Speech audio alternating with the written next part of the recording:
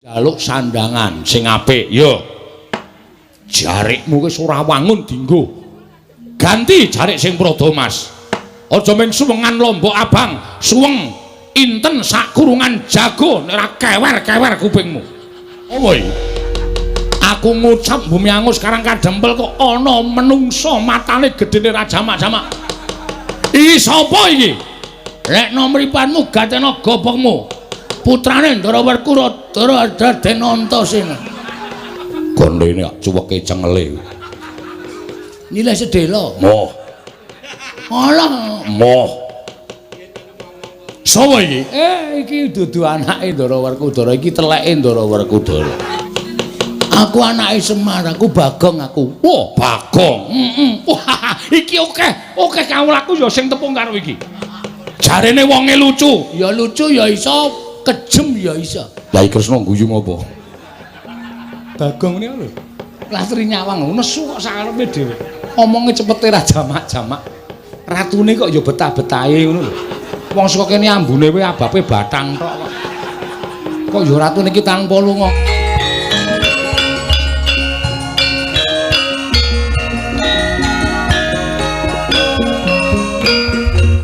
Al-Fatihah tujuh Kiseno Nugroho. Bismillah.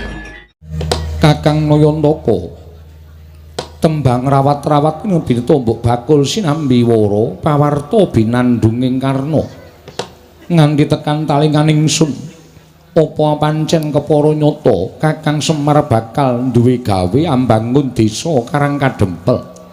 Kakang Maradyagi wangsulana pitakoning Nalindra ing Amarta iki Kakang Semar. Mangger yen niku sing kandha sapa niku? Sing ngabarke nek kula ajeng bangun desa sinten? Akeh para kawula ingkang wis padha rerasanan satemah nganti tekan talinganing Nayaka tumulyana piranganing Punggawa Ngamarta ingkang munjuk atur kelawan panjenenganing sun. Kakang Semar aja mbok tutup-tutupi. Aja nganti Kakang Semar duwe gawe para Pandhawa ora mbantu marang Kakang Semar dosa apa ingkang disandang dening para Pandhawa. Mula pitakoning Nalindra ing Amarta iki sayekti mung kepengin mireng wangsulaning Kyai Nayantaka apa pancen bener kaya mengkono. Yen to pancen kateman kaya mengkono ingkang bakal kelakon Kyai Semar Pandhawa ora bakal wegah, Pandhawa ora bakal owel, mesti sak biyantu marang Kakang Nayantaka. Nanging aku nyuwun apa to ingkang bakal Kakang dadekake ana ing Karang Kadempel. Tegese wewangunan apa ingkang jinangka dening Kyai Semar Badranaya? Apa wewangunan wujud gedhong ingkang magrong-magrong? Apa wewangunaning bali desa? Apa wewangunaning bali wismaning para kawula? Mula Kakang Semar kudu njlentrehake kelawan Puntadewa Kakang Semar. Sampeyan niku siji piyaine alus, angka loro jujur mboten nate tumindak ingkang mboten sakmestinipun, katiganipun mboten aneh. Wong jujur, wong ikhlas, wong sabar, wong ora nate tumindak dosa menika mesti diparingi keluwihan karo sing gawe jagat. Buktine Semar durung wara-wara teng pundi-pundi nek kula ajeng bangun desa. Lah kok sinuwun Ngamarta pun prisa niki nek mboten pepethinganing titah pitataning jalma unusaning menungsa menika mboten badhe kelampahan. Yen to pancen mengkono bener apa ingkang dadi ngendikaku Kyai Semar bakal mbangun desa. Nggih, leres. Sabanjure apa ingkang bakal sira bangun Kyai Semar? Gegayuhan kula mbangun desa menika mboten mbangun papan-papan sing indah, papan-papan sing elok, papan-papan sing becik menika mboten. Nanging bangun dhateng jiwa kamanungsaning kawula sak Karang Kadempel, sak desa Karang Kadempel. Supados tetep manunggal, rukun guyub, tetunggalan nyawiji, mboten dipun pisahaken menapa-menapa. Kula niku leng ngrukunke kalih kawula menika nganti sikil tak nggo sirah-sirah tak nggo sikil supaya padha iso ngerti marang kahanane. Lah sakniki pun dadi kaya ngeten niki, apike nggih kula becikke melih. Tegese kerukunan iki ya arep tak gawe sing saya apik, sing saya becik. Cobi to Mang Penggalih. Semar niku dudu sapa-sapa, Semar niku dudu sinten-sinten mung kawula, kula niku mung batur. Nadyan akeh sing ngendikake nek Semar niku Sanghyang Ismaya. Monggo le ajeng ngondo kali kula, le ajeng ngrasani kali kula nek kula niku Sanghyang Ismaya. Ning tumrap kula Semar niku ora rumangsa titising dewa. Kula nggih ming menungsa lumrah mawon. Lah kok dadi akeh piranganing kawula sing sami mlempak wonten ing Karang Kadempel kepengin urip teng Karang Kadempel. Malah tiang-tiang manca negari, tiang-tiang liyan kebrayan, liyan desa, liyan negari sami mlumpuk wonten ing mriki kepengin cedhak kali kula, kepengin urip teng Karang Kadempel. Mula ora aneh nek Karang Kadempel niku dadi papan sing maneka warna. Tata basa maneka warna. Werna kulit maneka warna kapercayan. Ning alhamdulillah nadyan beda kapercayan, nadyan beda werna kulit sedaya tetep iso manunggal teng Karang Kadempel. Den niat kula mbangun desa menika supaya kahanan Karang Kadempel menika supaya luwih becik. Napa-napa niku nek luwih apik mesti dadi kemerening desa tangga teparo. Napa-napa niku apike diwiwiti saka sing cilik, ora ujug-ujug gedhe. Nek ujug-ujug gedhe mengke nek kimpes mbebayani. Iya, Kyai Semar. Napa-napa ku nek kepengin dhuwur nggih kudu liwat undak-undakan. Utawa mbaka siji wekasan tekan dhuwur. Ning nek tekan dhuwur mak clingkrik niku biasane le tiba gampang. Iya. Napa sing arep kepengin gedhe niku saka sing cilik dhisik merga iso ngrakasake rekasane nalika cilik. Mengko nek wis gedhe dadi srana pengati-ati nggone urip ana ing alam padang. Kaya desa Karang Kadempel niki. Sing kula gawe rukun Karang Kadempel kula gawe apik supaya tangga desa liyane padha meri. Nek pun meri wekasan kerukunan niku bakal malimbar tekan liyan desa. Desa siji nganti dadi rong desa dadi telung desa dadi sak kecamatan. Sak kecamatan dadi rong kecamatan, dadi 5 kecamatan terus dadi sak kabupaten. Sak kabupaten dadi provinsi. Provinsi terus dadi sak negara. Napa mboten endah negara Ngamarta diwengku dening para Pandhawa kawulane pinten-pinten suku bangsa ning nyatane iso ayem tentrem tetunggalan manunggal. Ngeyop dateng para Pandhawa sami rukun, mboten wonten ingkang sikut-sikutan, mboten wonten ingkang plirik-plirikan. Beda agama sami rerangkulan, padha-padha ngurmati tata carane pangibadah. Beda basa ditunggalake nganggo basa ingkang wis diagem dening negari Ngamarta. Beda budaya ning padha ngugemi lan padha ngajeni marang kabudayane siji lan sijine. Napa mboten elok? Niku sing kula jangka.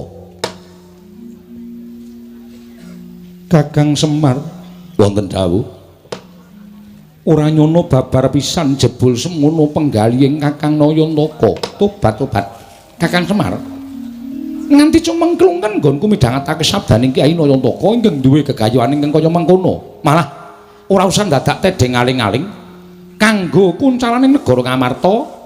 Kresna saguh sabiyantu dak marang Kakang Nayantaka. Weh lah dalah Kakang Semar. Nadyan Baladewa semono uga aku saguh sabiyantu marang negara Ngamarta. Ning aku njaluk sesuk upama kahanan ingkang mbok jangka kuwi wis kasembadan, aku njaluk tulung mandura gawenon kaya negara Ngamarta. Ingkang wis mbok ngendikake mau Kakang.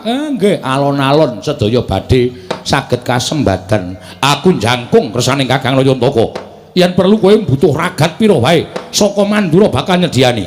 Kakang Semar, nadyan aku uga njangkung marang kersaning Kakang Nayantaka. Nadyan aku mbok dawuhi munggah gunung medun jurang ora bakal silak. Wah, Semar. Nadan aku mbok dawuhi jegur segara dadi sarana kalaksanan apa sing mbok idam-idamake. Aku sagu. Matur suwun, matur suwun. Tentrem ati kula. Wah ya bapak iki nek muni digayuhan kok ya ndara-ndara kok ya krasa ya tur kabeh mendukung ayo kuwi lho apike. Ha ta terus? Ha iya. Wis lor-loran apa terus? Wis. Jak omong ora nyaut-nyaut ora. Nyambut gawe sing apik ora lor-loran ora. Ha iya. Gumun aku karo aku ya gumun kok ora. Kowe iki meng anu jenenge ngegongi ora aku ya gumun.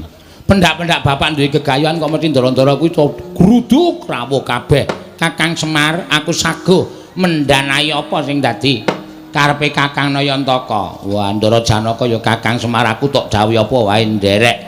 Ndara Werkudara ya Kakang Semar aku tok kon jegur segara aku ya manut. Kok Ndara Werkudara ki ora tau adus wae.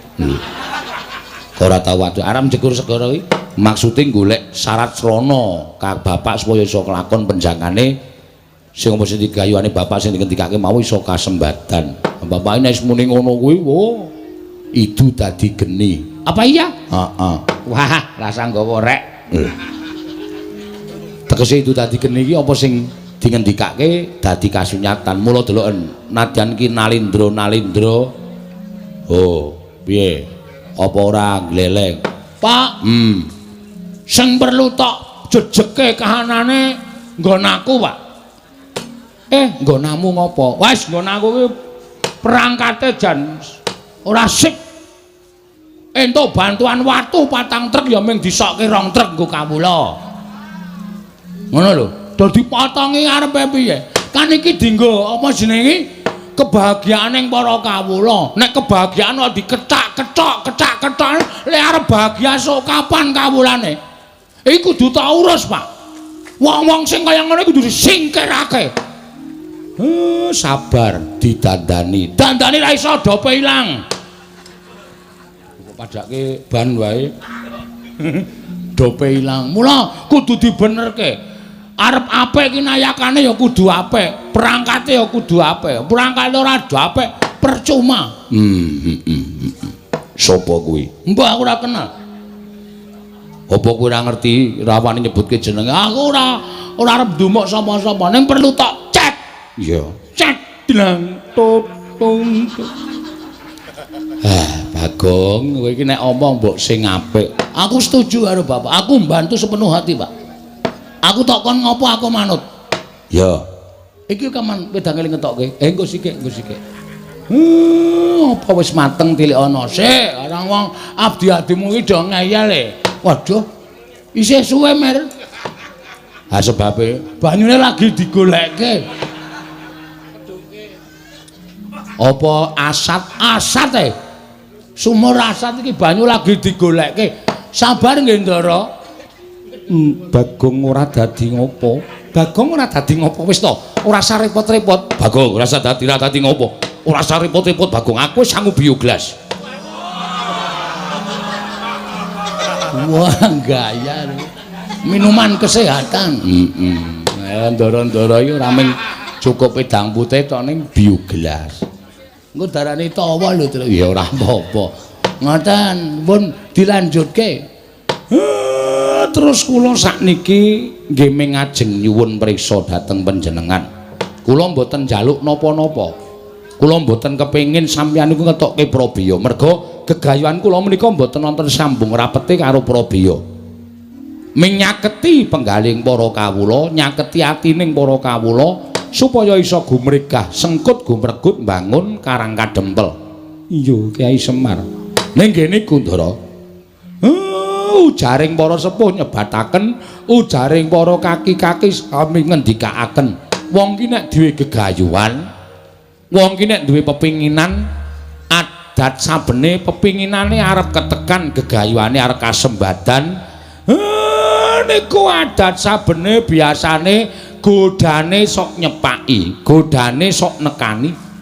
Mula bab godha menika mangke wujude napa Ndara-ndara kula suwun ampun ngantos wisa lumuh ngentasi perkara. ning mang bantu Semar Badranaya. Awit kula niku wong sing ora kuat tumandang karya ijen. Anak-anakku ya ming kawula, anak-anak kula niku ya ming batur. Nek godane ngungkuli kekuataning Semar kula pasrahke kali Ndara-ndara kula Pandhawa, Ndara Werkudara, Ndara Janaka, Ndara Kresna, Ndara Baladewa. Ya Semar, aja kuwatir Pandhawa tansah anjangkung marang kersaning Kyai Nayantaka, Kakang Badranaya. Sikra-sikra yen permana ganca sikra ngraken awang sesangka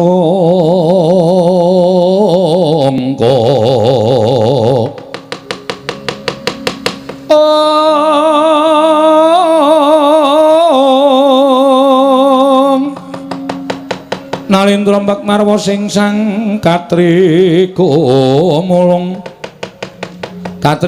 mangrembak ing wadya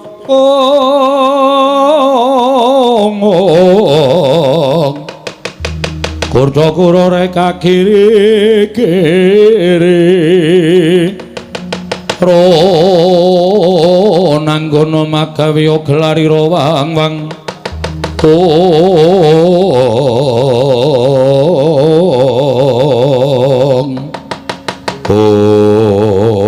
tidem madaning padukaning Karang Kadempel. Nalika semanten sami midhangetaken pandhiripun Lurah Semar Badranaya ingkang pungkasan ndadosaken legek madaning pendhapi ing Karang Kadempel. Radyanata ing ngamarta Prabu Darmakusuma nglenggahi kanjut minangka wardu kanyut ujare meganten wardu jare wangeca nang durung abang durung manding dasaring pertolo. Kasaru geger njaba piyak ngarsa tangeping mriko seban bonamu apa to kang dadi darunane? Ora ana macan prokorake gajah medha saka wandilan. Kejawi wonten satunggiling nalindra gagah pideksa ingkang wantun miyak stinggil madaning pendhapi ing padukuhan minggah madaning pendhapi galea nganti kaya barung nganti nanggap mangrombang para kawula kanca pihak-pihak ana daya minggih njaluk dalan rumangsa ora dolanan kelut iki kok malah ana nalindra sandhangane ting Srimbang ora karu-karuan sajake Ratu Sugih.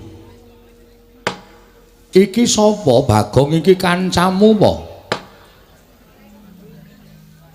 Kok kaya Jumina ta iki? Sing sok nang omahmu ae apa? Heeh, udu. Kae sandhangane Ting Srimbang ning suwek-suwek. Iki udu. Oh ya ora tepung aku, Pak. Nuwun sewu sinuwun.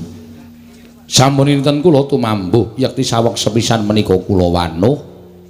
Panjenengan menika nalindra saking pundi sinten jejulukipun kula nyadong dawuh wonten apa kok rawuh enten sudung kula namung gubuk alit kados mekaten menika jagat Dewa Bathara ya jagat pangestu Nggara kosek sadurunge kowe takon karo aku lan tak wangsuli apa kang dadi pitakonmu.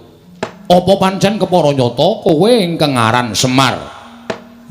Mboten wonten kalih kula menika Semar Badranaya Dudha Manangunung Bojogati Juru Dyah Punta Prasanta. Kathah ingkang nyebat kula menika ya Ismaya. Wah tobat.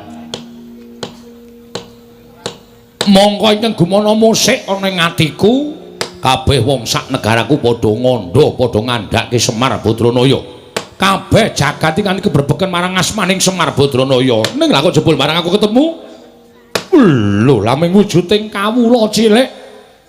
Mongko iki dudu wujud negara, dudu wujud kadipaten lan sak piturute. Iki mung bale wis maning kawula cilik.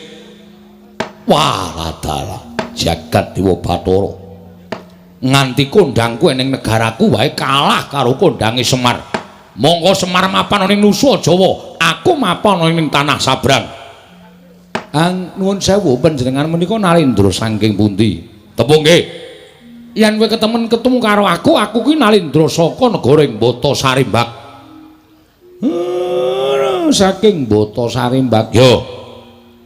Aku Prabu Kenceng Waja. Kenceng Waja. Ya, dasar kepara nyata. Kencing manis apa kencing? Bagong aja sembrono. Kenceng kok jenenge kok le medeni to, Pak? Uga ning nyebutake aku Nalindra Prabu Panggulan Jagat. Nek cara nggone dhewe nek kabotan jeneng ngene iki sok gerang-gering. Iki kok malah teges wae. Sinuwun Prabu Panggulan Jagat saking Bata Sarimbak dasar Puranyata. Wigatosipun menapa? Rawuh wonten ing Karang Kadempel. Gusti, aku gumun karo kowe. Gumunipun ing atase kowe iki Semar Drajating Batur. Lah kok iki akeh piyai-piyai sandangane ora panging sandangan cara Nalindra. Saora-orane cara satriya. Iki sapa Semar? Ingkang wonten wingking panjenengan menika Nalindra Ngamarta Prabu Puntadewa. Prabu Puntadewa? Inggih. Waladala edian. Prabu Puntadewa nganti rawuh ana ing Karang Kadempel. Ora kok Semare sing tekan negara Ngamarta, Puntadewane sing rawuh mrene. Kowe iki wong elok apa piye? Mboten, kula namung kawula lumrah kemawon. Ingkang wonten wingkingipun menika Nalindra Ndarawati Prabu Sri Bathara Kresna. Walah edan tenan. Prabu Sri Bathara Kresna ki wong sak negaraku wis padha tepung kabeh. Nalindra kang paningal 1000 dasare titis Sang Hyang Bathara Wisnu. Rawuh mrene ora kok kowe sowan mrono. Niku pun biasa. Edan kekuatan apa? Lah ming rupane kaya ngono kok ratu-ratu do tekan kene. Ingkang wingking menika Prabu Baladewa. Prabu Baladewa ratu saka negari Mandura. Walah dalek. Lah iku sing dhuwur demat yo. Niki Ndara kula Ndara Werkudara. Sapa? Ndara Werkudara. Ndara Werkudara. Raden Werkudara Bratasena. Nggih. Wah, iki. Aku kanugrahan. Aku iki kedhianan karo Raden Bratasena, satriya sekti kalintang jayaning perang bebasan tinatah mendhat jero menter tinumbak bengkung sinuduk putung. Neng negaraku Semar kowe tak kandhani. Kawulaku padha kedanan karo Raden Bratasena nganti omahe dipasang gambare Raden Bratasena. Wah, merga saka kondange Raden Bratasena saka nggone Digdaya kliwat saka ukuran menungsa lumrah. Mangke riyen to. Kawula sampeyan niku majang gambare ndara kula. Iya.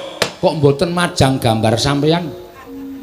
Mongko sampeyan iku sing dadi ratune kawula sampeyan, kok gambar sampeyan mboten dipajang napa mboten lara ati? Lho, lara ati nggo ngopo? Aku mbutuhke kawulaku kuwi biyen dek nalika aku golek swara. Saiki aku wis dadi arda majang celeng ya sakarepe. Arda majang Werkudara ya sakarepe. Sing penting suarane wis milih aku wis dadi ratu. Aku ngenyam kamukten. Aku dadi wong mukti kawibawa Cakrawati Mbau Denda ana ing negara ing Bata Sarimbak. Kawulaku melet-melet ya mudhara. Iki termasuk nganu reng, termasuk apa pemain bal Pak. Gusti. Turu apa reng? Ayo mau ngelekke aku saiki gendhe kowe. Ler-lerane truk penak banget. Iya. Wah, edan-edan. Yo Semar, aku ngakoni yen to kowe iki wong kondang. Aku ngakoni to kowe iki wong pinter. Ora aneh mula sangganing para satriya-satriya pepethinganing para satriya mustikaning satriya padha sumuyut nungkul marang Semar Badranaya. Biya-biya. Ha nggih, sakniki kula tak nyuwun prisa. Sinuwun Prabu sinten wau? Kenceng Waja. Ya Prabu Panggulan Jagat. Nggih Prabu Panggulan Jagat menika rawuh mriki badhe menapa? Semar wonten dawuh. Aku kuwi sedih. Aku kuwi dadi Nalindra ning negaraku, dina samengko negaraku kuwi lagi ketaman pagebluk. Negaraku lagi dikeman welaking Jawata. Kawulaku padha kasangsaya uripe ora kepenak. Tetanduran ora ana ingkang tukul. Lemah-lemah padha garing megingking. Mula ora aneh yen to negaraku ketaman pagebluk akeh para kawula kekurangan sandang pangan bekasan landang lara, sore lara esuk mati, esuk lara sore ketiwasan. Wis akeh yang padha tekaning pati blasah kaya babatan pacing. Mongko aku dadi nalindraning para kawulaku. Aja nganti aku dirasani dening para kawulaku mula aku mbudidaya ngupaya srana supaya negaraku entuk tamba bisa uncat saka pakebluk ing tumama. Nggih. Aku nglakoni tapa brata. Tapa brata nglakoni sare narite sesemek ron raja mula bebantal boto sarimbak. Aku entuk sasmitaning dewa. Sasmitaning dewa ingkang tak tampa negaraku bisa waluya nirmala temajati jati temah mulya. Yen ta ora mung telung kedheping netra ditunggoni dening Semar Badranaya. Mula sowan kono ngersaning Semar iki kowe gelem kowe tak boyong ning negaraku ra ketang mung sedina sewengi kowe nginepa ning negaraku dadi srana waluyaning praja negara Mbata Sarimbak ya prajaku. Mar yen kowe kepengin njaluk pituko napa kowe tak boyong ning negaraku sedina wae kowe njaluk dibayar apa tak bayar? Pirang miliar, pirang triliun tak bayar kenceng, ora-orane nek tak cicil. Tak bayar. Apa kowe njaluk omah? Kowe budal ning negaraku, omahmu iki tak bongkar, tak bangun. Sak kedheping netra kowe wis duwe kraton ing Magrong. Apa kowe njaluk sandangan sing apik? Ya. Jarikmu wis ora wangun dienggo. Ganti jarik sing prada Mas. Aja mung suwengan lombok abang, suweng inten sak kurungan jago nek ora kewer-kewer kupingmu. Ning tak sembadani. Nggih. Apa kowe njaluk kalung kesehatan? Mesti bakal tak paringi. Supaya uripmu tambah dawa watuk-watuk ilang. Sesek ora bakal tumama, panu kadas kurap ilang kabeh. Kita iki ratu bekas bakul obat kita iki.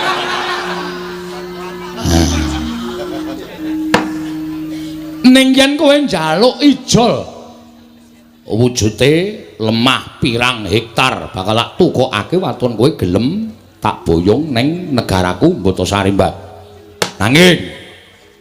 Nanging yen kowe ora gelem tak boyong ning negaraku Mbata Sarimbak, kowe tak ijoli dhuwit ora gelem, tak ijoli sandangan ora gelem, tak wenehi apa-apa ora gelem, tak gaweke omah ora gelem, kowe puguh ora gelem rawuh ning negara Mbata Sarimbak, tegese kowe bakal mentolo karo patine kawulaku. Yen nganti aku bali ning negaraku aku ora mboyong kalawan kowe, bakal padha nyuraki karo aku disenggo aku ratu sing ora iso ngayomi marang para kawulaku. Mula tinimbang aku bali dadi sarta nglakoni sastra wirang, aku dadi wong sing dicacat dicecedha dening para kawulaku.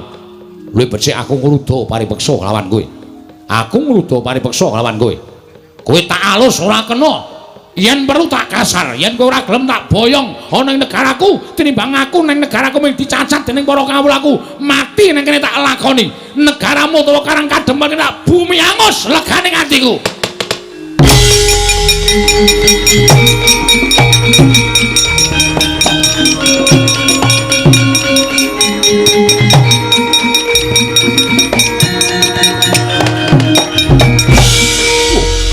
Sowoy, aku ngucap bumi angus Karang Kadempel kok ana menungso matane gedene rajamak-jamak. Iki sapa iki? Lek nomripanmu gatena gobokmu. Putrane Ndara Werkura Dara Raden Antasena. Gondene cuweke cengele. Nilai sedela. Moh. Alah, moh. Sapa iki? Iki dudu anake Ndara Werkudara, iki teleke Ndara Werkudara. Aku anake Semar, aku Bagong aku. Wah, Bagong. Wah, iki oke kawulaku ya sing tepung karo iki. Jarene wonge lucu ya iso, kejem ya iso. Lho, lucu ya iso, kejem ya iso. Kaya sak gedhakan iki, aku aja tok anggap bergurau. Ata aja anggap sembrono. Ning kata-katamu sing kliwat saka ukuran, kowe arep mboyong karo Bapak Semar. Sapa jenengmu? Prabu sapa? Kenceng Gusi, Kenceng Waja. Kenceng Waja. Ora sak penakmu dhewe kowe ngrasani Karang Kadempel. Ora sak kepenakmu dhewe kowe arep meksa karo Bapak Semar. Tak omongi ya, ning tanah Jawa kene iki ukurane hukume wong nyilih kuwi disilihi, nek ora disilihi ya wis nampa. Hukume wong takon diwangsuli. Ngono lho. Dadi nek kowe arep boyong karo Semar, nek Semar nek gelem ya boyongan ora masalah. Nek Semar ora gelem aja pisan-pisan meksa karo Semar. Mergo kowe arep berhadapan karo Kapolsek Karangkadempel. Kapolsek kok wetonan Soping kok dadi Kapolsek. Ya men cerewet napa. Mbone ora iso crita iki rasah crita, Gong. Oh butuh sekolah barang. Kowe ngapa cerewet terus? Meneng iki lagi ya tantang-tantangan malah di sapenake dhewe. Yen ngono kowe sing dadi palange Prabu Panggulan Jagat bakal boyong Semar. Arto boyong-boyongan ora masalah. Arto kapak-kapake nek Semar gelem ki terserah kowe. Wong dasare aku ya wis jelen duwe Bapak Semar. Ning ora usah ngucap arep bumi angus Karangkadempel. Karangkadempel ki bumi kelahiran kowe, Mas. Karangkadempel ki tanah kelahiranku. Aku lahir ning Karangkadempel. Mula aku ki jejer putra bumi sing wajib mbelani Karangkadempel. Sing wajib aku iso njaga Karangkadempel. Nek ana wong sing arep ngosasik Karangkadempel, arep gawe geger Karangkadempel, ajange ora ning dadane Semar, ning dadane Bagong. Wah, jenenge Bagong. Waduh. Aku masih ngaku Antasena. Bagong ya Antasena. Ngopo to? Mbah ya santai ora. Wah, Antasena dapure kaya dingklik.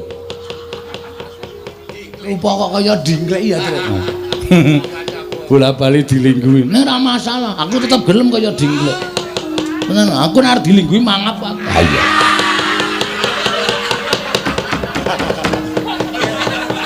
Mangap. Dadi kowe sing dadi palange Prabu Panggulan Jagat dasar kepara nyata. Arep nang kene iki akeh satriya-satriya akeh Nalendra. Neng kowe rasa kuwatir, kowe adepane karo aku. Aku nek diwangi para Nalendra aku ora gelem. Katentreman, kabagian, kanikmatan ning kawula Karangkadempel do mapan ning Karangkadempel kanthi tentrem kuwi nang pundhake Panakawan Bagong. Dadi kowe rasa kuwatir, aja wedi kowe nyawang karo satriya-satriya iki. Satriya-satriya iki tamu kabeh. Nah umpamane iki dadi gelut antaraning kowe karo aku, sing nandangi ya meng aku. Waladal. Cengengesan. Kandhane malah mangan apa kok gumoh-gumoh. Lho, aku ki guyu ora gumoh. Ayo kowe rasa kokean gunung tanpa guna. Nek kowe arep gawe geger Karangkadempel, Bagong sing ora trima. Weh, ladal. Yen ngono kowe wani karo aku, sing tak wedeni apamu? Wah, yen ngono nang endi papane wong neter kanthi dayan. Kaya apa aku sing bakal tekani mati? Kowe mati aku mboyong Semar. Aku mati Semar lestari mapane ning Karangkadempel. Weh, lah kaya ngono ucapmu kowe, ha? Ora ngerti Bagong nek wis nesu tenan. Wis tok antepi kowe nandhang karo Bagong.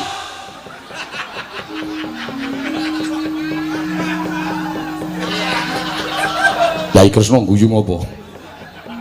Bagong niku lho. Latri nyawang nesu kok sakarepe dhewe. Omonge cepete ra jamak-jamak. Ratune kok ya betah-betahe ngono lho.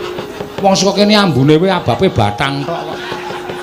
Kok ya ratune iki tanpa lunga. Warane karo bawenan. Arwani karo Panakawan Bagong. Aku wis ngentekke raja kaya kowe iki 6 akhir-akhir iki. Hah? Modar kabeh mungsuh Bagong. Dadi nek kowe arep kurang ajar karo Bagong, oh, ketiban sikile Ndara Werkudara ora mati derajat modar.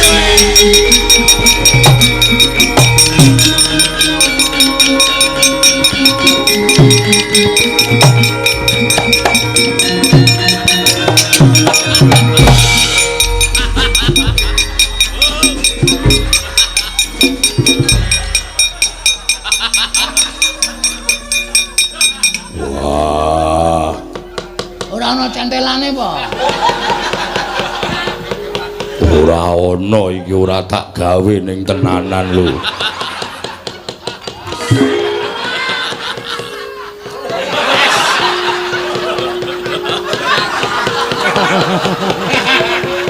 Sajake sing natah lali mbiyen. Kudune ana centelane kok ora ana centelane. Wah, Bagong gawe kaget. Gawe kaget pripun? Kok kowe muni tiban sikile Werkudara. Wah, jangka tendang wonge. Werkudara, lah kok dadi kowe melu-melu perkara iki? Werkudara, lah kok dadi kowe melu-melu perkara iki?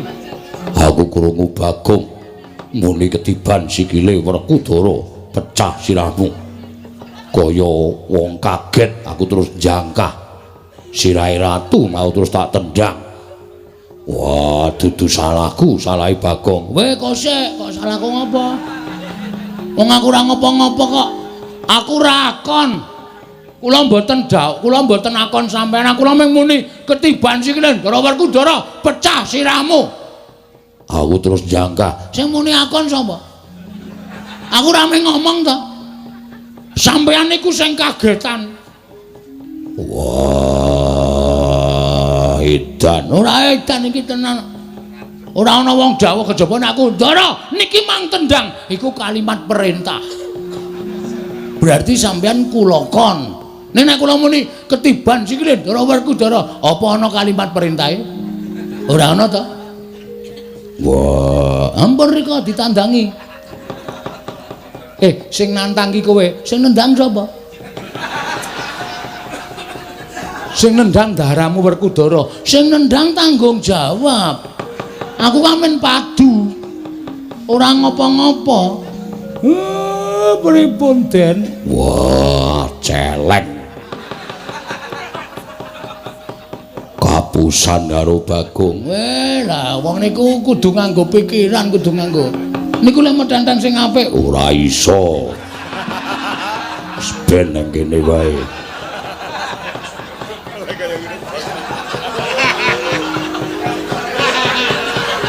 Sajake lali dinggeti sithik ngono lho.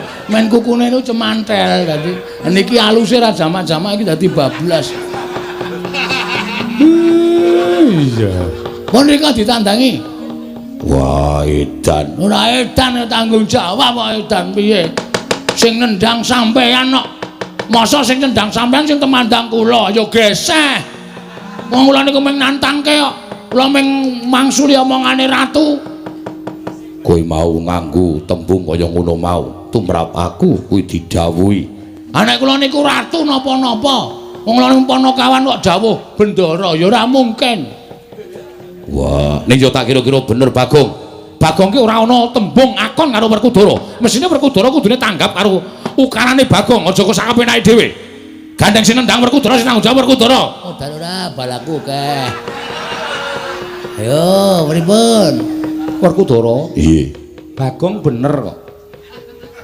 Lah wong nyatane Bagong mau muni piye Bagong? Ketiban sikile Werkudara. Lho, kuwi ora ana ukara dawuh to.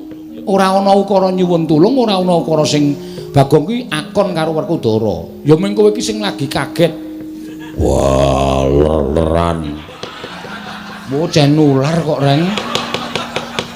Mau aku kowe terus saiki Ndara Werkudara. Nggih terus Ndara Janaka. Oh, apa Bagong Petruk edan ora. Ampun sare. Ora Petruk. Ah kok gagap-gagap to. Mak teratap aku. Werkudara nek ora iso ngrampungi tegese siadi. Iso miwiti ning ora iso ngrampungi, iso nggelar ora iso nggulung. Aku moh yen to duwe kadang iso miwiti ning ora iso ngrampungi, tegese ora tanggung jawab. Wah, edan.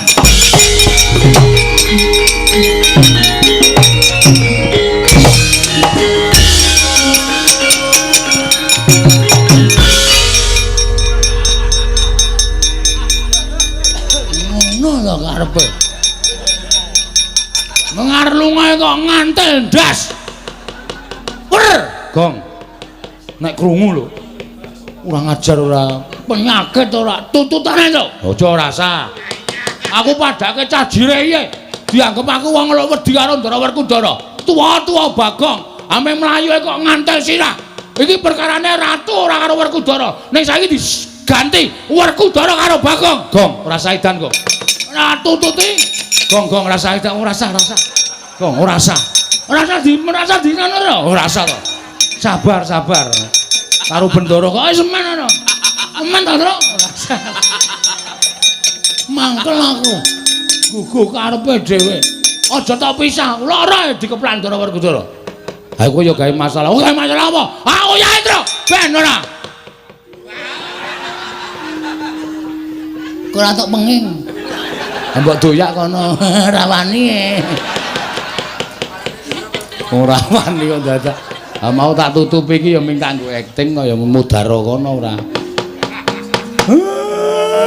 Bagong mesti ora pisan ora pindho mesti gawe rame. Ora ana aku ditakokke. Aku ki gawe rame ki gawe seneng kok, Pak. Mong gawe seneng atine wong ki ngibadah. Ha iya. Bener. Sinuwun, kula wis matur to. Gegayuane wis arep lakon, pacobane ya cemepak. Iya, Kyai Semar, sak banjure kula nyuwun Ndara Baladewa, sinuwun Ndarawati, kula aturi ngawat-awati tindahipun Ndara Werkudara. Mergi saking paningal kula niki godha niku mboten baen-baen. Iya, Kyai Semar, yen to ngono aku nyuwun pamit metu njaba. Iya, Semar aku njaluk pamit metu njaba. Aku ya tak metu njaba wae, Pak. Iya. Kancane saiki do metu njaba. Iya. Ndara Janaka nyuwun tulung nggih dipun tentremaken nggih, Ndara. Iya, pono kawan Bagong. Reng ayo reng manunggal sayuk rukun gotong royong jaga perdamaian Karang Kadempel. Aja nganti klebon menungsa kaya Prabu Kenceng Waja karo ya Prabu Panggulan Jagat mau. Ya karo calo karo Petruk barang ya, Tru ya. Ayo. Ndak engko dukani bapak. Ndara Puntadewa monggo kula dherekaken manjing sak lebeting Bali Wisma wonten dawuh sinuwun. Nawi sangganing para wadyabala. Kewareng ingkang ngabdi pun tumenggung Prawara Kendra Cemadung dawuh. Nggih, nadyan kula tumenggung salukat katun Barat Cemadung dawuh Dewaji. Saperangan wadyabala saka ing Bata Sarimbak dina samangka jondhok kendhani kono dantanang Malkepara Kencana. Merga nggonku bakal mboyong Semar ana ing Mepalangi. Lho, sinten ingkang matur palangi paduka Gusti kula ingkang sinuwun. Ora ana le kejaba mung atmajaning Lurah Semar Badranaya. Ingkang wani sekecap boten sekecap mangsuli kelawan Nalindra Ratu Gustimu Prabu Panggulan Jagat. Sajaipun sampun suwuk nyawanipun. Atmajanipun Lurah Semar Driwantun lan panjenenganipun Gusti kula ingkang sinuwun. Mula kula jombok kendhani umur dandan Kepara Kencana dina samengko ketapno para wadyabala. Gawenan bumi angus Karang Kadempel niki lajeng pangkatipun abdi benjang menapa ora ketang sambung obor colok lintang mangkato dina iki nuwun ngestaken dawuh.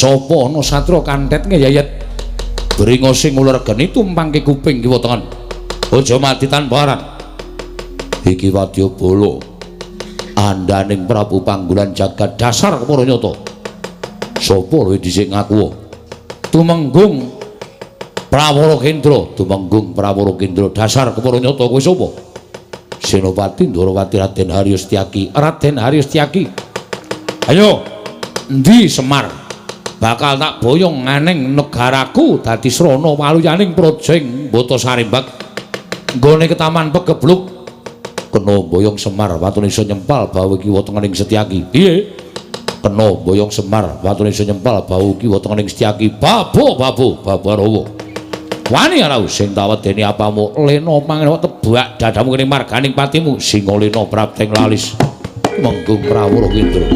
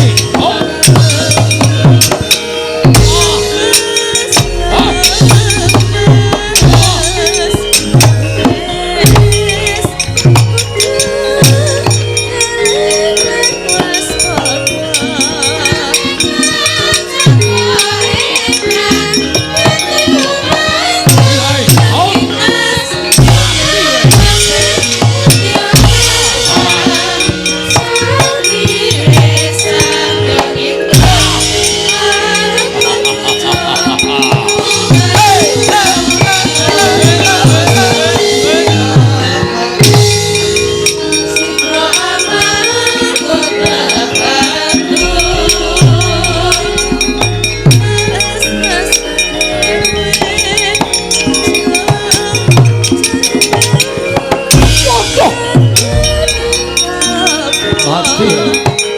Wah. Mati aku. Wah. Ngono lho. Oh. Ah, mati kowe. Ayo gawe sih.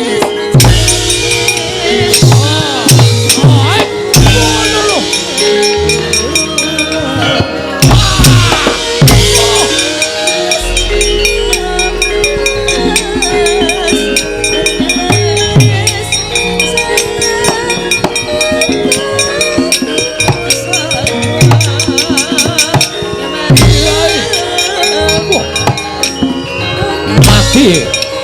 Mulai.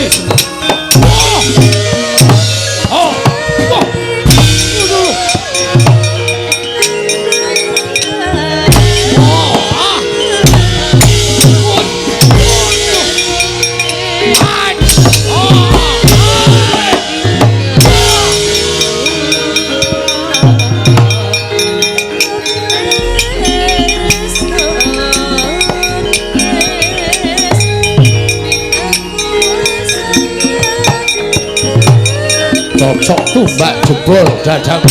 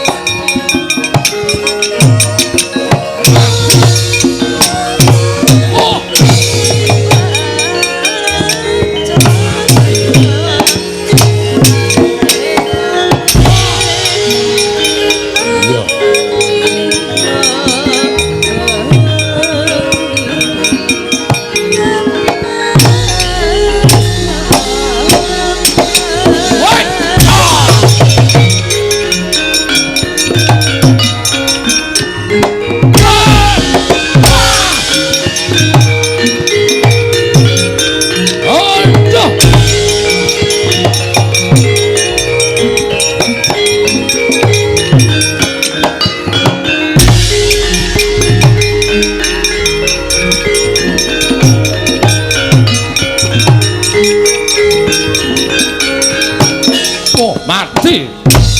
Out. Hat. Ah.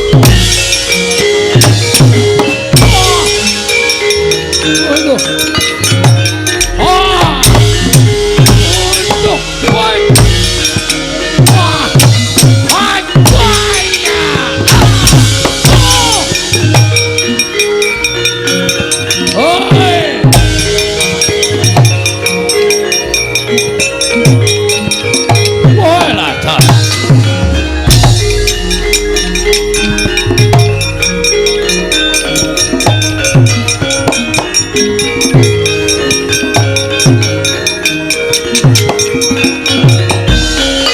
Panos maning jajalan sukertaning bauna iblis lanat wae lah. Lah kok dadi bubar mawut prajuritku ora iso dikukup. Mungsu wong karang kadempel mongko mung kawulalit. Ning pancen diwangi karo satriya sing dimong karo Semar Badranaya. Apa mbok anggap aku wong loro saudon telu saurban? Iki Prabu Panggulan Jagat, ayo aja maju, mbok siji maju bareng mara leganing atiku.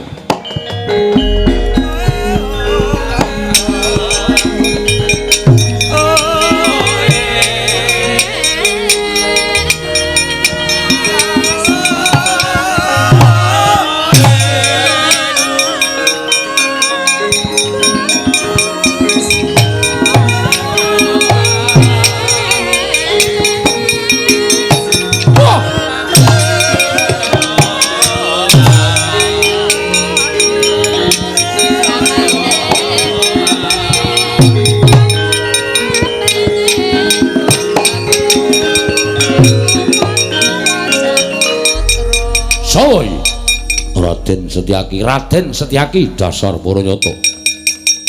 Kowe Prabu Panggulan Jagat yo. Ayo Ndi Semar, tak boyonge marang negaraku. Dadi sarana waliyaning projeng Mbata Sarembag. Iso boyong Semar Badranaya. Lamun iso nglangkahi kuwandaning Setyaki piye? Iso nglangkahi kuwandaning Setyaki. Sumuk nyawamu pengen meruput tinjo kayuwanganing Bathara Yamadipati. Kowe pengen mati mungsu Prabu Panggolan Jagat kelakon penjangkamu. Ora usah kuken bepangkal. Kene pangkani pati walat.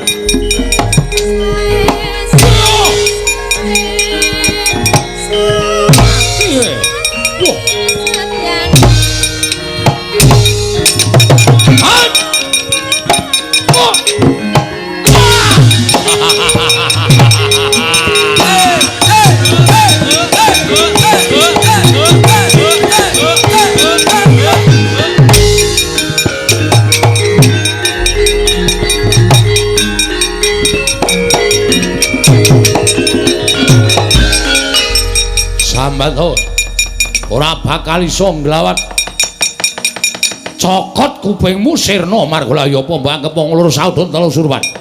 Ayo iki Prabu Panggolan Jagat Nalendra negaraku tanpa tanding ming diapurmu iku arep menang karo aku sing entuk gaman apa?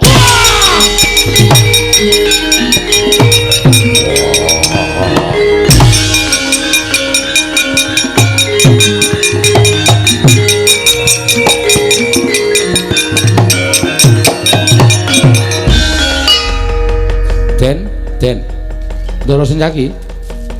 Wungu Ndara. Sampeyan iku Senopati Negari Ndarawati kok dicokot karo ratu kaya ngoten kok terus gletak. Oh, ngisin-isinke. Ora sembodole maju nomor 1 kok mung dicokot ratu kaya ngoten kok njur ora eling Purwadasira niku nek cara kula isin. Wungu, Den.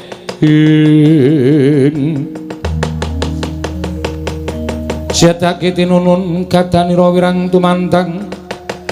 Setyaniku karwanira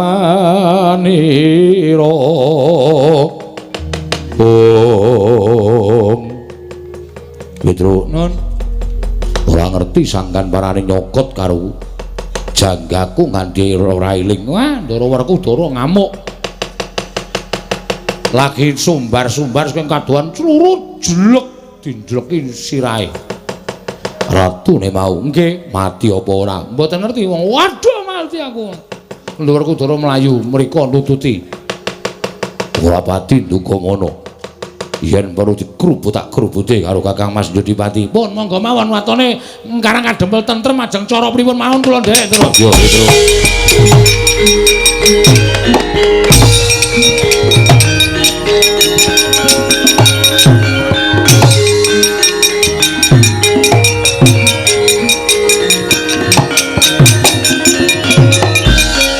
Wah, Raden Werkudara.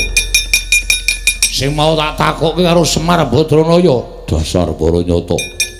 Prabu Panggolan Jagat. Piye? Kowe ora usah dadak melu-melu perkara iki. Ayo semingkira. Kowe aja bakal mboyong karo Semar. Semar wis kandha ora bakal sagu mbok boyong marang negaramu. Kowe semingkira. Piye? Semingkir. Semingkir? Yo. Aku gelem semingkir. Watone iso mboyong karo Semar Badranaya. Sapa sing ngalang-alangi sedyaning Prabu Panggolan Jagat aja kok jamak lumrahing menungso. Dewa mudhun wae aku ora bakal mundur sejangka.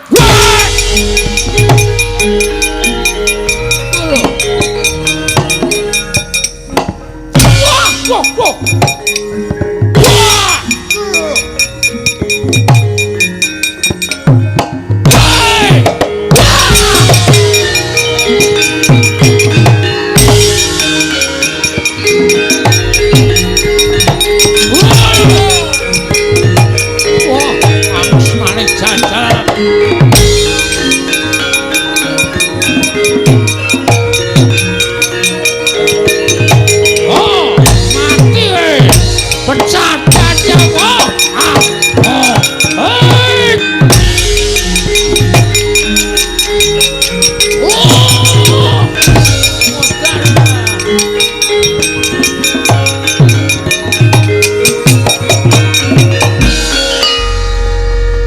Apake Gong, tak mod ndase. Ratu kok ngragas. Sapa-sapa dicokot, sapa-sapa dicokot. Ndara Werkudara dikapake. Aku weruh, Tru. Heeh. Ngantem Ndara Werkudara ora apa-apa kok njur mak cekel nggon gulu. Ndara Bratasena nganti ora eling. Dilingke, Gong. Gah. Kok emoh? Iki nek dilingke ora eling terus nothok. Mbok wis rasah ngelingke. Eling ya karepmu ora ya wis. Emut Den, Gus. Ndara Werkudara emut. Sampeyan niku satriya peng-pengan dicokot karo ratu kaya ngoten kok ngglithakne cara kula isin. Eling Ndara.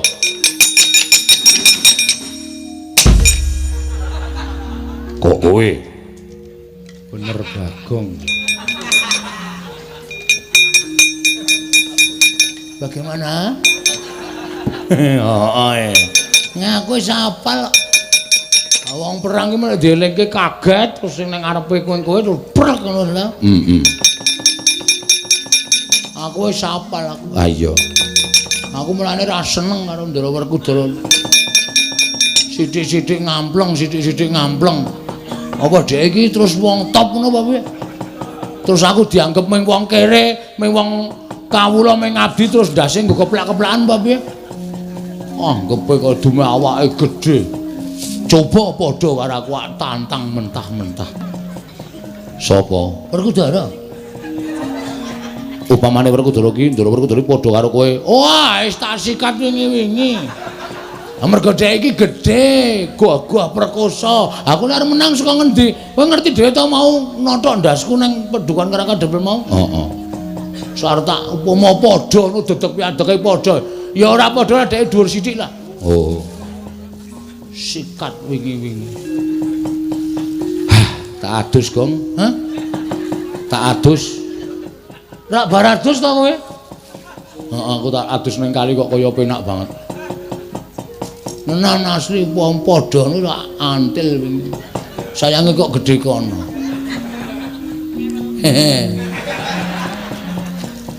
Sowo sing padha karo kowe? Petruk. Petruk kok aku? Petruk. Mosok karo sampean kok wani ya ora mungkin. Wah, aku wis mau nang kene. Wis krungu kabeh. Wo. Ha. Iya. Dirampungke saiki apa piye? Tak rampungke dhewe mawon. Pun mboten sadewangi pun bejo cilaka bunga susah tak rampungane dhewe. Wah, Ponokawan edan. Karo Bendara arep wani. Sampeyan ya plak-plak kok kali kula. Sampeyan ora plak-plak tangan lamun kula ngrasani elek. Mula sosok niku ora sok dasdes-dasdes. Sirah disembah anak bojone nang omahe nang ngene nggo keplak-keplakan. Tuwa kula karo sampeyan. Yo sak kepenake dhewe ora. Nek kuwalat piye? Aku ngerti cilikamu ning kowe ora ngerti cilik aku. Wah, ya wis. Ya wis piye? Hah? Aku mau nek terus-terusan nderekke sampean kok dasdes-dasdes. Moh ya wis rasah melu aku. Golek juragan liya. Ora apa-apa. Ora minggat to. Wis melu kowe wae lah. Piye, Gong? Ora mempan elehku. Anu kono kemakon aku mah ditundung kon golek juragan liya. Wah, Prabu Panggulan Jagat aja nyokot karo Werkudara. Ayo adu tangkep ing bojo pantahan bau.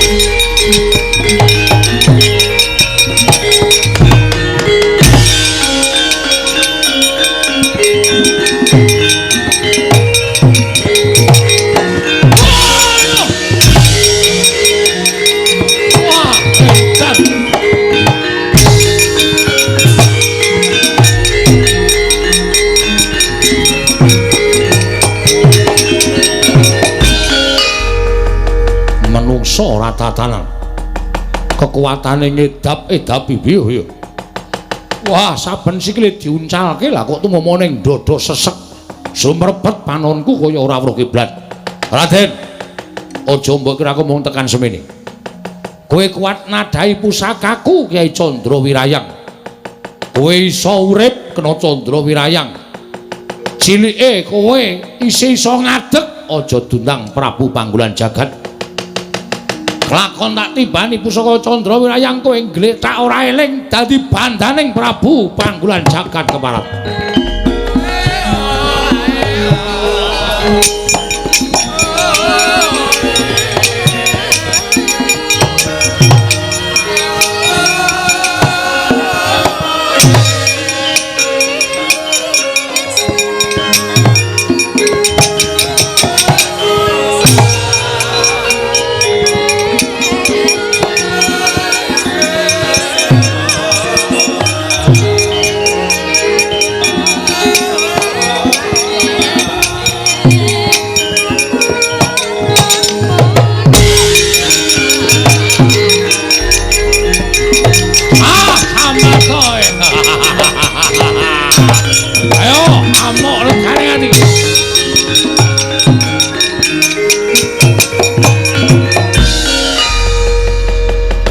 pusakaku kelumpruk tanpa daya.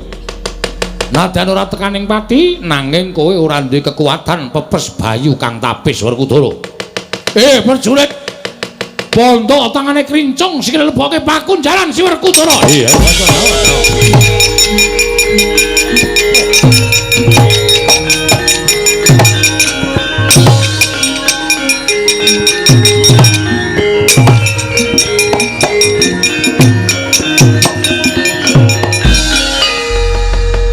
Sawaska kadohan nadyan aku durung tau tepung nanging kae ujaring akeh padha nyebutake ento kae Raden Janaka satyane bagus gaya teja pengawak tirta pamlujenar kaya kencana sinanglik kowe arep mbelani karo dulurmu tuwa tiban pusakaku nyusul karo kadangmu Jodipati Warna.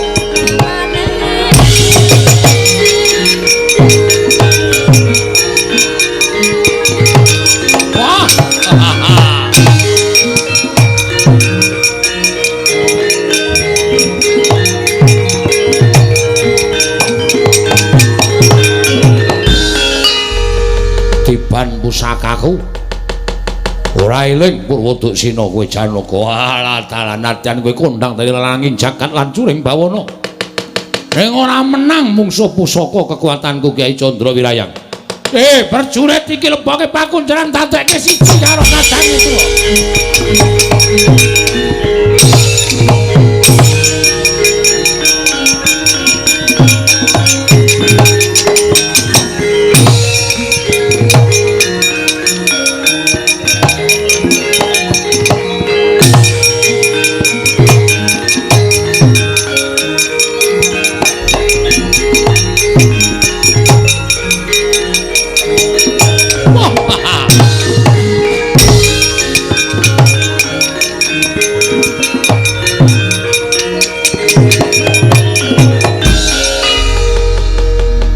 Prabu Puntadewa. Inggih sinuwun. Sewu-sewu karapatanipun ingkang abdi tadah wadana. Ngantos kula wantun merpeki dhateng jengandika Gusti kula ingkang sinuwun ing Pambata Sarimbak. Sinuwun Prabu Panggulan Jagat. Krana kula sampun nyumurupi bilih kadang kula kekalih Werkudara lan Janaka. Sami kapuping Rana Madyalaga kawon tanding kaliyan jengandika Gusti kula Sanata. Mila menawi kula ngantos kecalan kadang kula kekalih menika paribasanipun sarah mungguing lautan wastra lungset wonten ing sampirat. Sampun boten wonten ginanipun menapa-menapa. Mila dinten sakmangke menawi kadang kula kekalih menika boten kawaluyakaken tuwin boten kawangsulaken dhateng ingkang rayi abdipun Puntadewa. Pengajaping manah kula boten nedya gesang nanging malah nedya sumusul dhateng kadang kula kekalih sinuwun. Dalah bagus. Yen ngono kowe banget tresna karo adimu sakulon Werkudara Putri Janaka ingkang tak rangket. Ingin padha tak bondo, tangane tak krincung sikile wis ora iso glawat. Babar pisan monggo kula aturi bondo ingkang abdipun Puntadewa. Katunggalna kaliyan para Pandhawa sanesipun lajeng sakmangke ginanipun menapa menawi kula gesang menika namung ijen datan para wak. Mboten wonten sederek miwah mboten wonten kadang. Lajeng saking menika kula pasrah bongkokan dhateng paduka Gusti kula ingkang Sun Prabu Panggulan Jagat. Prajurit bondo lebake pakunjaran Puntadewa.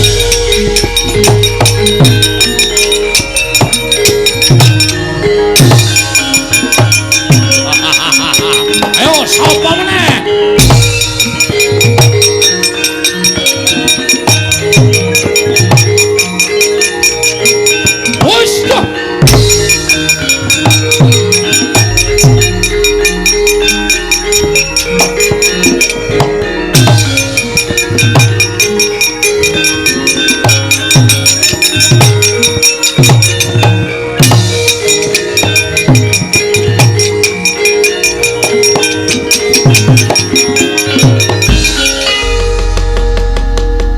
mlayu-mlayu ning ngopo?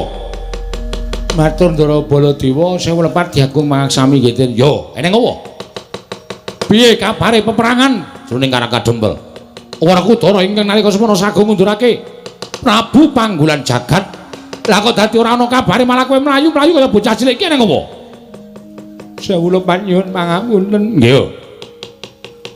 Kula munjuk atur ngesanipun Sri Prabu Baladewa. Yo piye? Kok semanten kula nonton ingkang sami perang Ndara Werkudara nggih majeng, Ndara Janaka nggih majeng. Yo. Pinanggih kan Prabu Panggulan Jagat sing ajeng boyong Bapak Semar. Yo sabanjure. Dumadakan sareng sami aben ajeng. Ndara Werkudara. Lho. Kowe kok nangis ngopo? Ndara Werkudara sinuwun. Bendaramu Werkudara ya kene. Ndara Werkudara kenging painah. Painah iki sapa? Apa, Gong? Painah ora. Sing apik to. Hah? Panah. Kenging panah. Ndara Werkudara nglumpruk tanpa daya. Lajeng Ndara Janaka nggih majeng. Ndara Janaka ya nglumpruk tanpa daya. Lajeng Ndara Puntadewa ya maju. Ndara Puntadewa ya nglumpruk tanpa daya.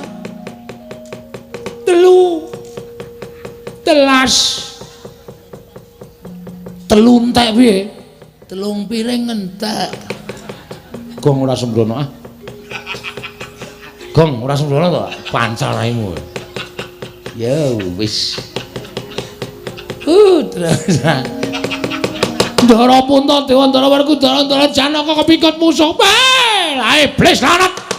Gugu karepe dhewe Petrus mingkira ratune tak golekane tak ajare legane ati yo.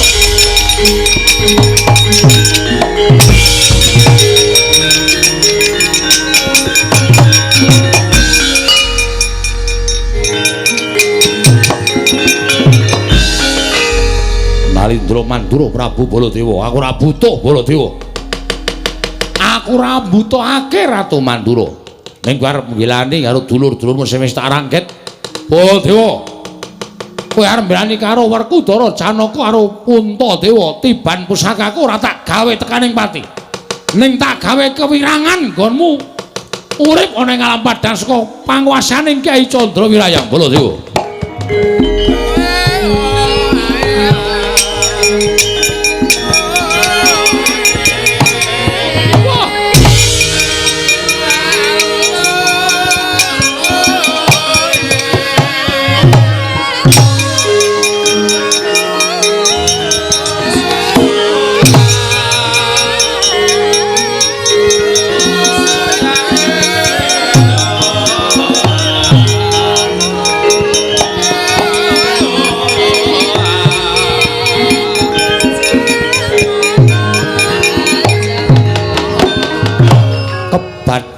Kaya kilat kesit pindha tadhit lambahing jemaring Kyai Candra Wirayang nalika semanten nata Mandura datan graita kenging dadane parandening mangke boten sirna margalayu nang keparing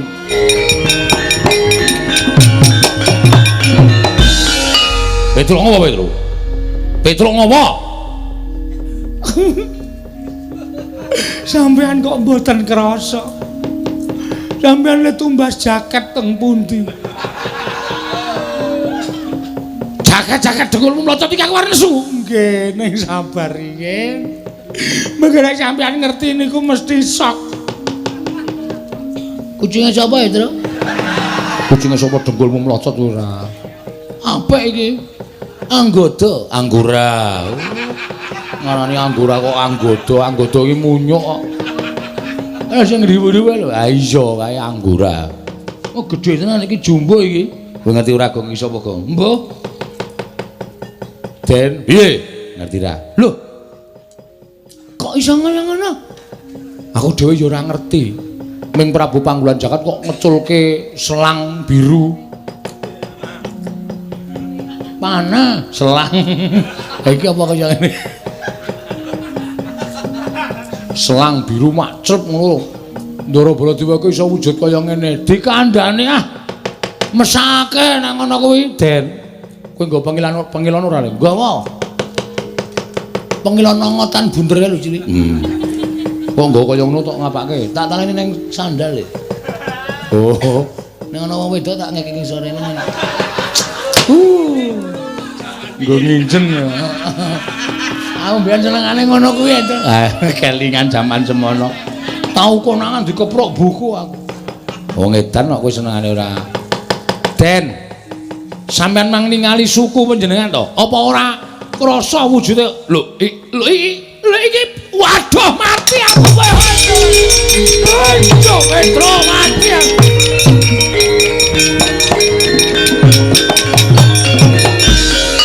Waduh mati Petro iki aku piye iki? Petro iki aku dadi kaya ngene iki piye Petro? Kula dhewe ya ora ngerti. Sampeyan geng-geng panah nesu-nesu wae terus ngerti-ngerti wonten kebul makbul. Ilang wujude Ndara Baladewa wujud macan. Waduh Petro, ati aku. Lah iki aku ora iso bali nang Mandura nek wujud kaya ngene iki. Iki piye Petro? Kula dhewe ya radong ratune ya digdaya tenan. Piye kok? Ana manut aku golek sirkus. Heeh. Iki didol ning sirkus payu larang, Tru. Tenan, Tru. Macan bisa bicara. Bakong tak kletak ndasmu, mudhar ora. Ora sembrono aku ki ratu, Gustimu kok didol ning sirkus ki apa? Ora usah dijelaske, nek malah. Duto wektu. Ngeten mawon. Piye, Tru? Sowan Bapak Semar.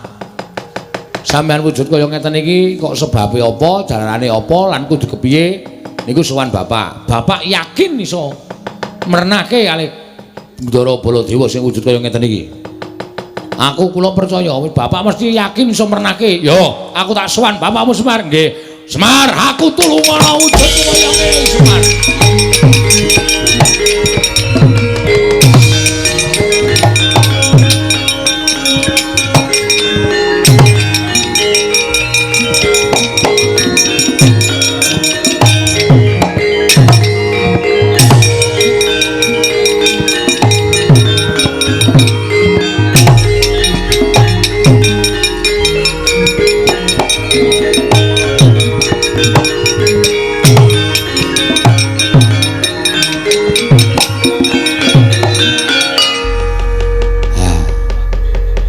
Petro iki sapa Petro? Niki sinten napa Ndara Baladewa, Pak. Ndaramu Baladewa? Nggih. Lah kena ngapa? Kula ngetutke kena panah terus dumadakan wulan wujud dadi Sardula kaya ngeten niki. Blegegek sak tulita mel Semar mati aku. Aku tulungono Semar, aku tulungono. Semar piye kanane kaya ngene iki? Nggih.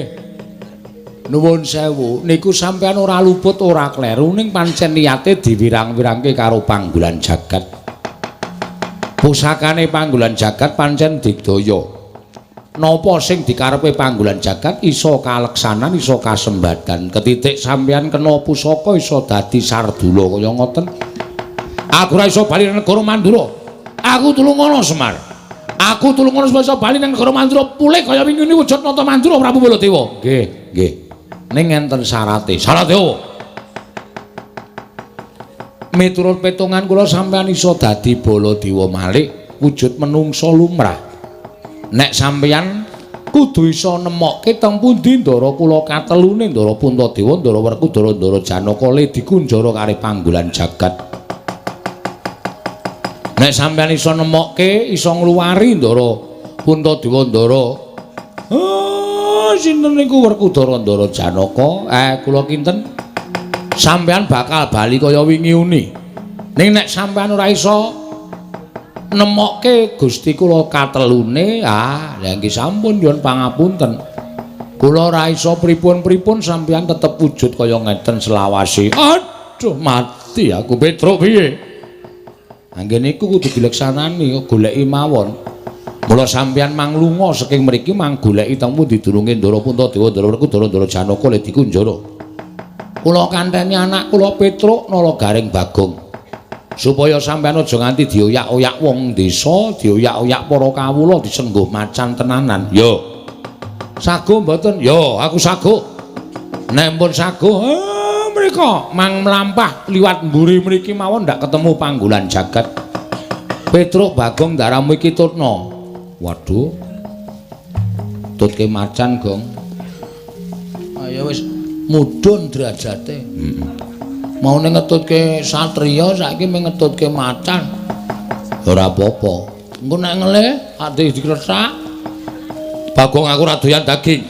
Macana kae aku pangananku kaya menungso. Oh, nggih pun, soalé mengko nek tiba-tiba sampean lapar terus kula pas nunggu sampean terus maem ya cilaka temen Endro. Ayo. Pun monggo den kula dherekaken. Ayo Petruk aku turno. Monggo Gus kula dherekaken Pak, kula tak ngetutke anu nampa macan. Iya sing ati-ati jaganen. Aja nganti dioyak-oyak wong Karang Pradesan.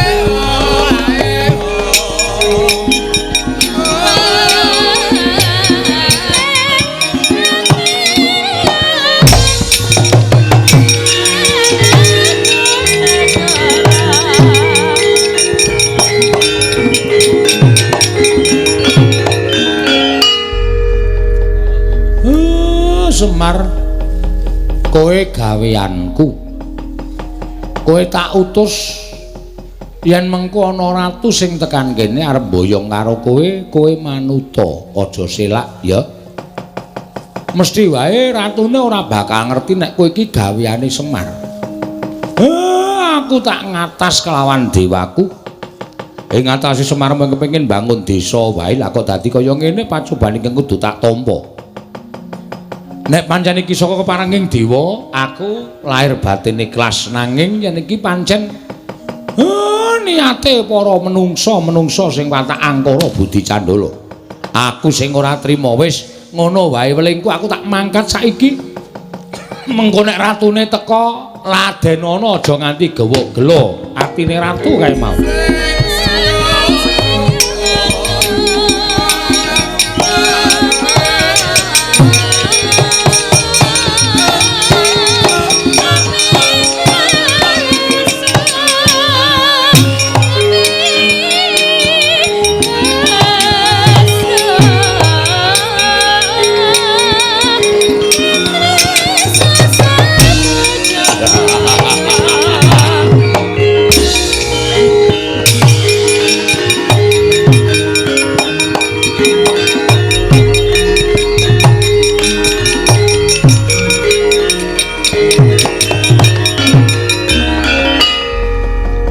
Nadyan kowe dipageri karo menungsa sing padha tresna karo kowe nang nyatane kabeh ora ana ingkang monggo pila mungsuh aku. Swar. Dina iki kelakon penjangkangmu bakal mboyong karo kowe. Ming dijaluki tulung supaya gawe srana negaraku kilang pagebluk lah kok dadi kowe malah sajake ngewak-ewakake ngias. Ayo kowe saiki ora ana sing bakal menehi pengayoman karo kowe. Kowe gelem ora gelem tak boyong marang negaraku. Semar. Lho malah ming mesam-mesem. Gedumel ora metu suarane. Nek ngono kowe ora bakal kumbe, ora bakal selak. Ayo tak boyong dina iki regane ati. Oh.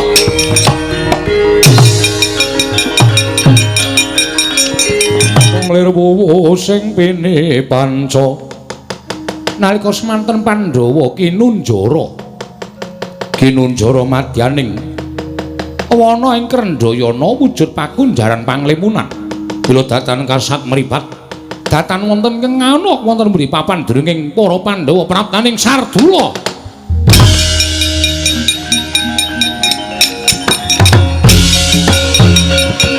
Oh.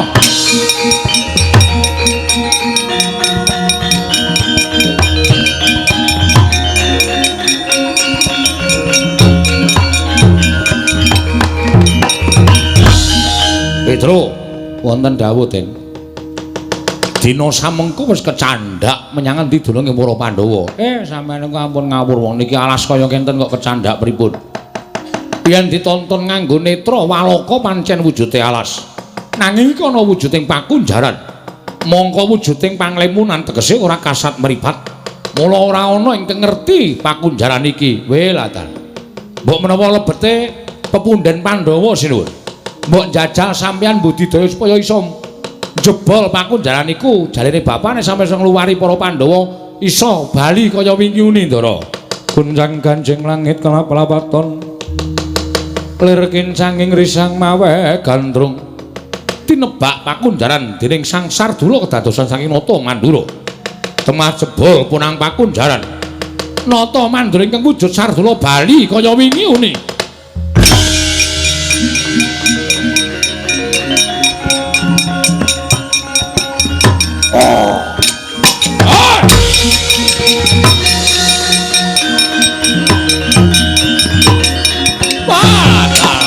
Aduh Yai.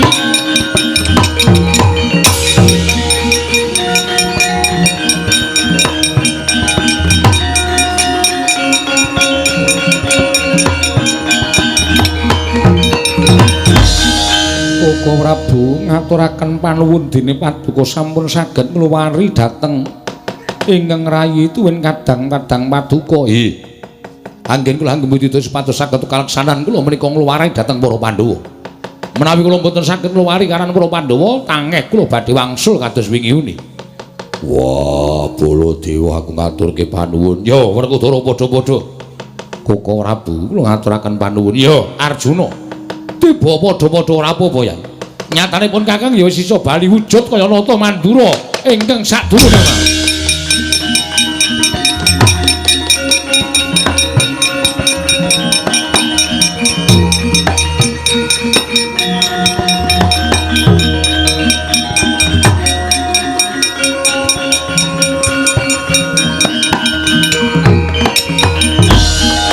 Iki Yai Kresna, iki Koko Prabu kasinggihan mekaten. Saka ngendi? Budidaya supados saged ngrampungi perkawis menika kaliyan Kakang Semar. Weh, lah dalah iki kok Semar malah wis tekan kene. Nggih. Lah kok ora digawa karo ratu sing ngamuk ning Karang Kadempel mau. Kula budidaya supaya iso aja nganti kepikut dening Nalindra wau. Sabanjure piye? Koko Prabu kula suwun Kyai Prabu Darmaksuma lan Werkudara menapa dene Janaka supados kadherekaken wangsul tawi kondur wonten ing Karang Kadempel. Lho, ora ning Ngamarta. Ingkang badhe gadah damel menika Kyai Semar. Lah Syadi bakal tindak menyang endi lan apa ingkang bakal mbok tindakake? Kula lan Kakang Semar badhe ngupaya Nalindra. Ingkang sampun damel ribet kawontenan Karang Kadempel. Oh ngono. Inggih. Ya, Kyai Prabu wonten dawuh. Monggo kula dherekaken kundur wonten ing Karang Kadempel. Monggo Koko Prabu sangan kene. Koko Prabu. Hei!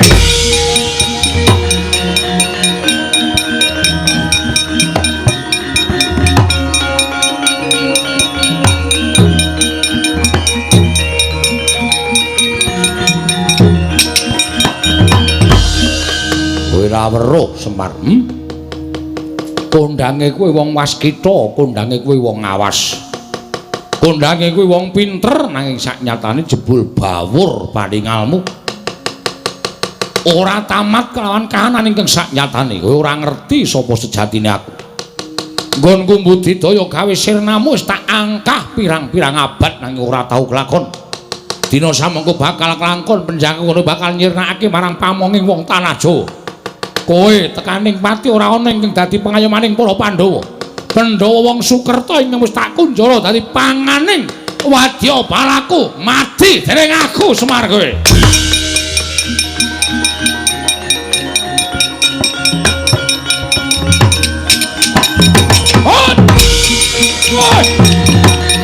Oh, edan.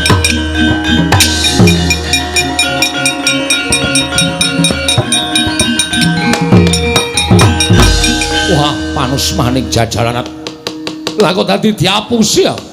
Semar arep tak pateni wujute sumping lombok abang cetha gaweane. Amuk legane atiku. Ya.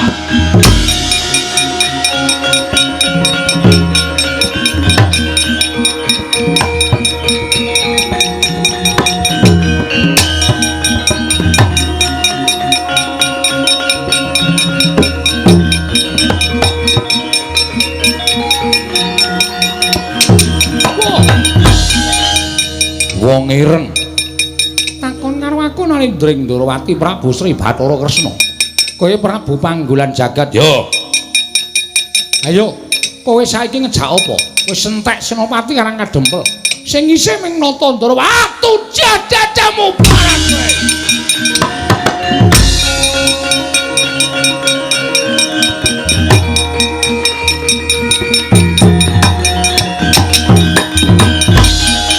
Manungsa ora tatanan nggugu arepe dhewe.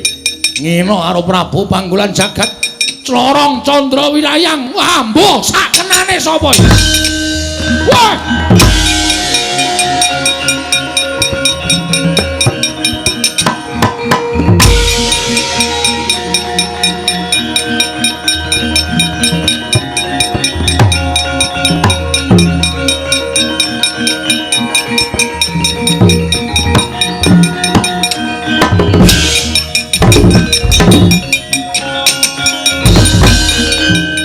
Aku wis bedhek.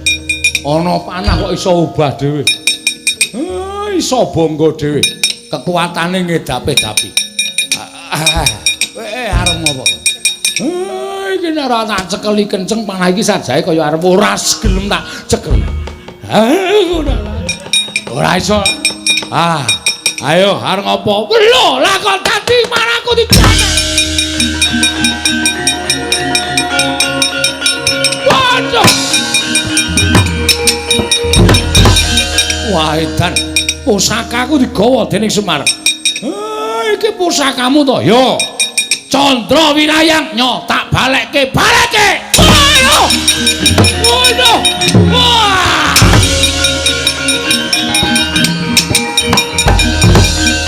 Tinujahaken wonten dadaning Sang Prabu Panggulan Jagat. Nalika semanten Yana Ayu Baskara Timangsa Sirna Margalayu. Panah Badar Betari Durga Sang Prabu Panggulan Jagat Badar Sang Hyang Bathara Kala. Woi!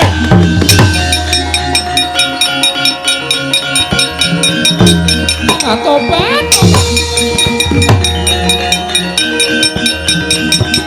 Woi!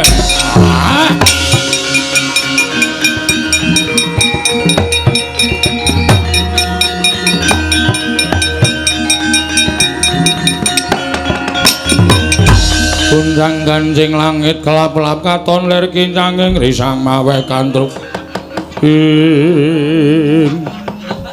Tobat. Kakang Semar, Biung piye iki lha kok dadi cabar ing gawe. Sabar ya kala sabar. Tak tembung karo sing kawogan, kala sing kawogan. Aku selak luwe. Iya aku ngerti. Durga iya Kakang Semar inggih. Ngopo kowe kok dadi panah barang? Dipun nangisi Bathara Kala pados kula pados tedha. Monggo nyakanipun menawi kula badhe mejahi para Pandhawa menika menawi Kyai Semar tasih sugeng menika mboten badhe kelampahan. Lah terus aku arep tok pateni. Sir kula kados mekaten supados kula gampilangipun mejahi para Pandhawa. Wah, tak kandhani ya Durga. Ora ana ala ingkang tumama ing becik. Lho, dadi kowe nek arep mateni karo Semar ya tangeh kelakone. Apa Semar wae lak pangane kok sik kok kala war mangan aku mendem kowe. Ora bakal kowe kuat makan daginge Semar. Lagu terus piye? Betahe Durga jak bali. Ayo jak bali. Kala kuwi jak mulih. Aja ngampiak-ampiak gawe patring pundhenku para Pandhawa. Kowe wani ganggu gawe para Pandhawa, ganggu gawe kawula Karang Kadempel, gedene ganggu gawe kawula negara Ngamarta. Konangan Semar malah dadi emput kowe engko. Inggih, ayo mulih. Wadya balamu jak mulih kabeh. Sing picak dijoroke. Tobat. Digandeng, sing lempo digendong, sing bisu dijawil. Wadya balamu ganggu gawe dulur-dulurku kali nangka kene aku mbala geni mungsuhe Semar. Nyuwun pamit Kyai, nyuwun pamit.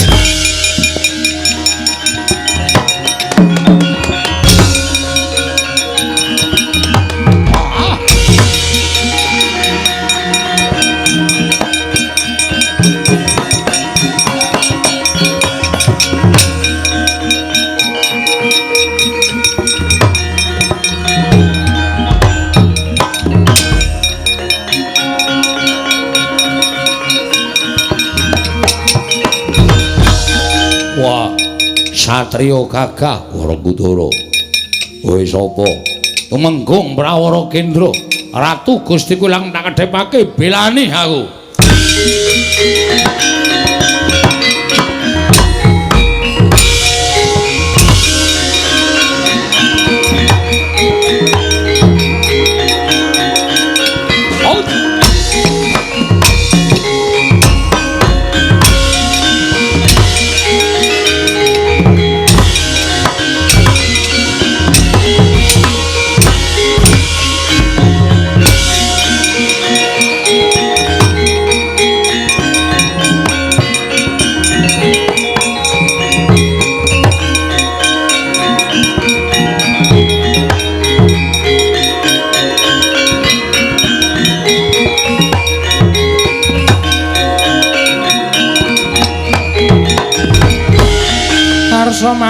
Madangi jagato mungo-mungo sak pucaking wukir marebak bangsu mirat keneng soroting surya mega lan gunung